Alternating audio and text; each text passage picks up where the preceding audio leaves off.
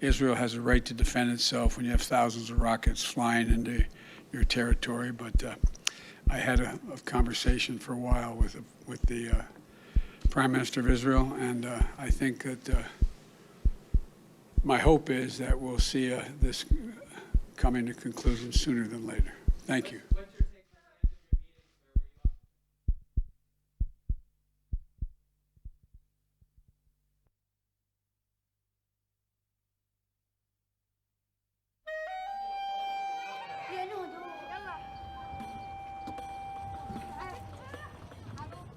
أنا بالصف السابع. أنا بتوقع يا أصير يا صحفي يا محامي وأساعد الناس.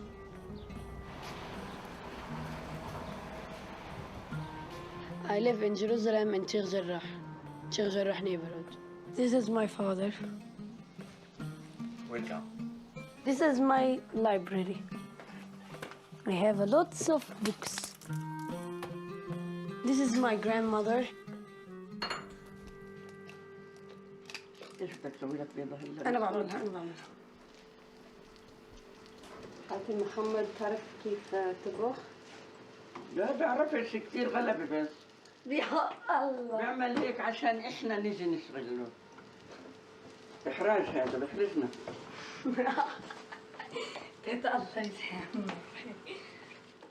هذا البيت أنا انولدت فيه، هذا البيت عشت فيه، هذا البيت هو ذكرياتي، هذا هو بيتي، وهذا أبوي بناه في سنة 2000 وأجا القاضي الإسرائيلي سكره لمدة 9 سنين ودفعنا عليه 100,000 شيكل غرامة، وبعدين ب3/11 أجوا المستوطنين دخلوا فيه، وفي 1/12 صاروا إنه يقدروا يفوتوا عليه فعلياً. وكيف إنه إحنا ما قدرناش نعيش فيه عشان بلا رخصة، والمستوطنين بيقدروا يعيشوا فيه وهو برخصة. فرجيني. This is my house.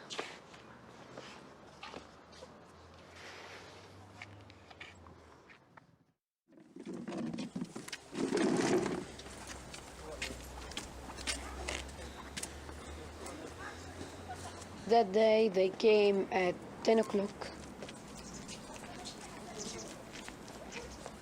I was in the school. My grandma was making coffee. One of the settlers come inside and knocked at the door and asked her, "This furniture for who?" She said, "Which furniture?" And she come out.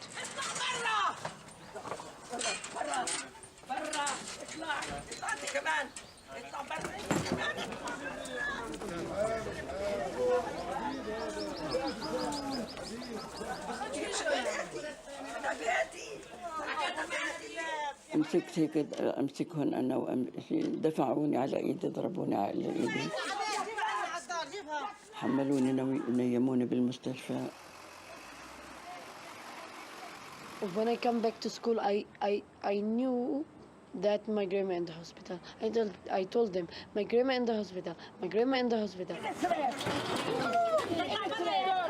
I was like screaming at the settlers and put on the doors, "We won't leave."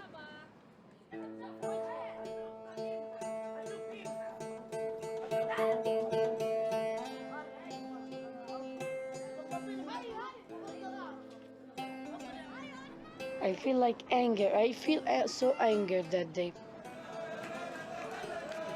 At the night they were putting music and celebration. We took our house, we took our house.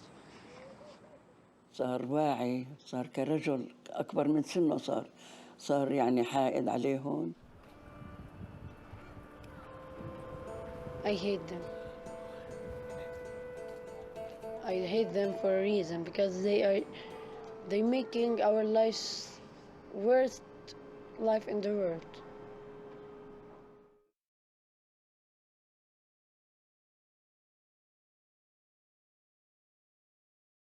Joining me now from Sheikh Jarrah is Mohammed el-Kurd, who was forcefully evicted from half of his home in East Jerusalem by Israeli settlers. Mohammed, it's great to see you again. We spoke earlier, not too long ago, about the situation you and your family and others have been facing. Walk us through the situation, what it has been like for you and your family over the last few days in this latest escalation that we've seen play out. Thank you so much, Ayman, for having me. It's great to be back. And before I begin, I just want to offer my condolences to the people, to innocent people who were killed by Israeli warplanes in the Gaza Strip, in the besieged Gaza Strip.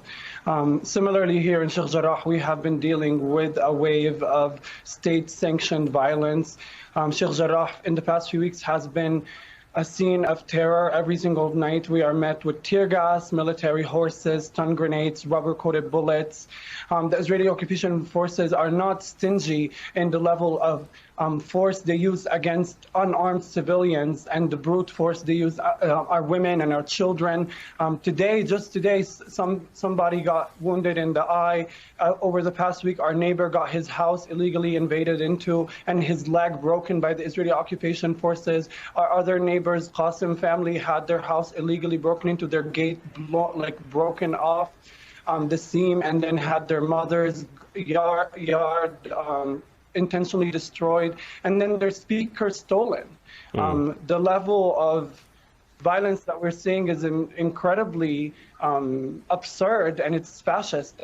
I have been trying to shower for the past 3 days, and I still cannot get the skunk water off of my clothes, off of my skin. The chemically manipulated skunk water they use on protesters just for standing in front of our houses and saying no to state-sanctioned ethnic cleansing. Mohammed, the Israeli government, as you've probably seen, has called this a private land dispute. I want you to tell us and our viewers what this is for you and your family and other Palestinians experiencing this, and to those who say this is working its way through the legal process and through Israeli courts. What would you say to them? Well, I'll say to them what the United Nations, what over 190 human rights organizations, international and regional, have said. This is a war crime.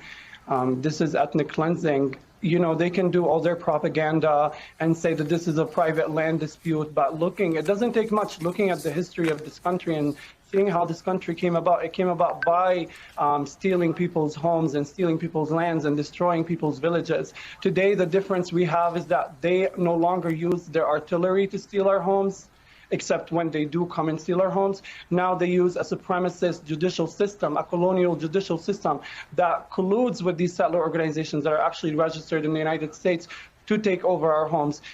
Just because something is legalized does not mean it's moral, does not mean it's correct, does not mean it's historically just. What's happening to us in Sheikh Jarrah is ethnic cleansing. I want to give you a chance also. I'm not sure if you've heard the U.S. State Department. They would not explicitly say whether Palestinians have a right to self-defense when they were asked about that yesterday's briefing. What do you make of how the U.S. and the international community has responded to what is happening to your family? They are saying, the spokesperson for the State Department is saying today, that you have a right to safety and security while Israel has a right to self-defense. What do you say to U.S. officials in the international community? The United States has waged more wars than there are Hamas members. I don't wait for the United States to tell me what constitutes as self-defense and what not constitutes as self-defense. That is not where my moral compass stems from. I don't think the United States is in position, given all of the genocides and wars it's partaking in, to say something about who has a right to self-defense. What I know is that a military occupation that we're living in is excruciatingly violent. A siege that we're living under is excruciatingly violent, and that is the aggressor. That is the occupier. That's what started all. That's fundamentally what started the so-called conflict. All right, Mohammed el-Kurd live for us in Sheikh Jarrah in East Jerusalem. Mohammed, thank you.